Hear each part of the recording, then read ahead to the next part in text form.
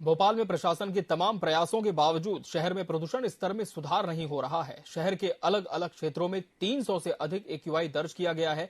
इनमें सबसे अधिक पर्यावरण परिसर क्षेत्र में 361 एक्यूआई दर्ज हुआ है। ऐसे में स्थिति में सुधार होता नहीं दिख रहा। देखिए भोपाल में बढ़ते प्रदूषण को लेकर हमारी एक खास रिपोर्ट। भोपाल की आबोहवा प्रदूषित, प्रदूषण स्तर में नहीं हो रहा सुधार। भोपाल में बन रहे दिल्ली जैसे हालात, अलग अलग जगहों पर एक्यूआई 300 पार।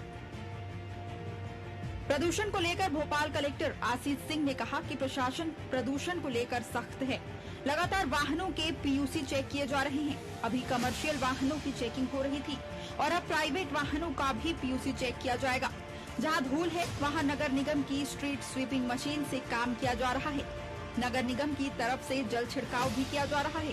वहीं नगर निगम अध्यक्ष किसान सूर्यवंशी ने बताया कि कोलार 6 लेन प्रोजेक्ट के चलते उड़ती धूल में भी बढ़ते प्रदूषण का एक कारण बना हुआ है। इसे लेकर उन्होंने कहा कि इस निर्माण कार्य के दौरान उड़ने वाली धूल को कंट्रोल करने के लिए टेकरों की व्यवस्था की गई है और पानी का छिड़काव लगातार किया जा रहा है। कोई कर्मचारी अगर कचरा जलाता हुआ पाया गया तो उसके खिलाफ सख्त से सख्त कार्रवाई की जाएगी।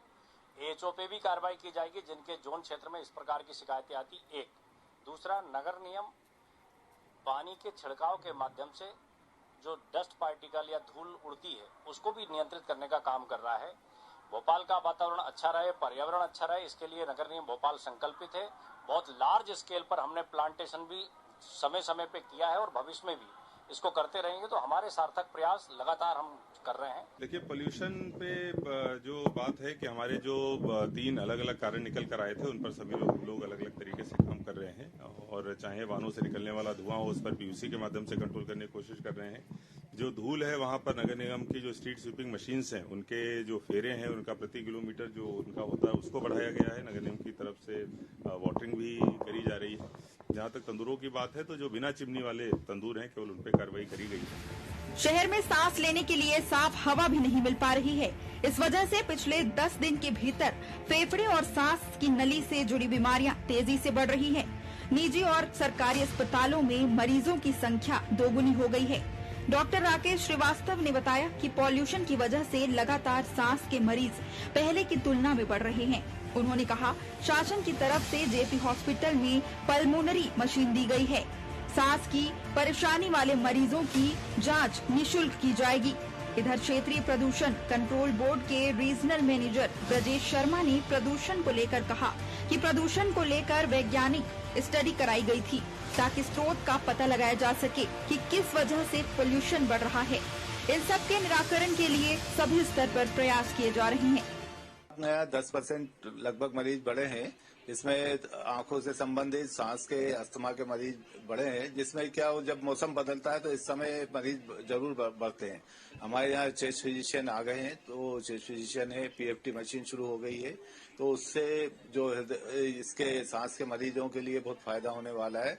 एप्रोप्रिएट उनका पीएफटी की जांच करके उसके किस बीमारी से पीड़ित हैं उसके हिसाब से उसको दवाइयां दी जाएंगी। पूरी दवाइयां उपलब्ध हैं तो अभी कोई ऐसी घबराने वाली चिंताजनक बात नहीं है। ये एयर क्वालिटी इंडेक्स में बढ़ोतरी हुई है तो भोपाल में इसके स्रोतों के लिए एक वैज्ञानिक स्टडी कराई गई थी कि स्रोत वास्तव में कौन से हैं जिससे कि इनकी रोकथाम करने में सफलता मिल सके।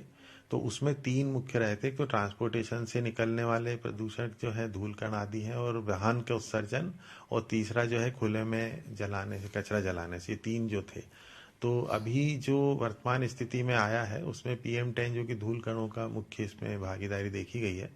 तो नियंत्रण के लिए जल छिड़काव एक प्रमुखता से किया जा रहा है। सड़कों की सफाई के लिए मैकेनिकल स्वीपर का भी उपयोग नगर निगम के द्वारा कर रहे हैं और इसी के साथ साथ जो है जो कंस्ट्रक्शन साइट है उन पे ग्रीन नेट लगाने से जो उसका डस्ट निकल के आता है वो भी रोकने के लिए प्रयास जारी है। और इसके साथ में कंस्ट्रक्शन एंड डिमोलिशन वेस्ट की भी जो व्यवस्था नगर निगम ने करी है कि जो शहर के अंदर इस तरह की CND वेस्ट है उसको संस्था जो है इसकी जहां पे इसका परिष्कृत किया जाता है वहां भेजी जाने का प्रावधान किया है। भोपाल में बढ़ते वायु प्रदूषण पर नियंत्रण के लिए जिला प्रशासन और नगर निगम एक्शन मोड पर है। अब देखना होगा कि जिला प्रशासन प्रदूषण को कम करने में कितना सफल हो पाता है। भोपाल से कैमरा पर्सन सुशील यादव के साथ जीएस ठाकुर की खास रिपोर्ट।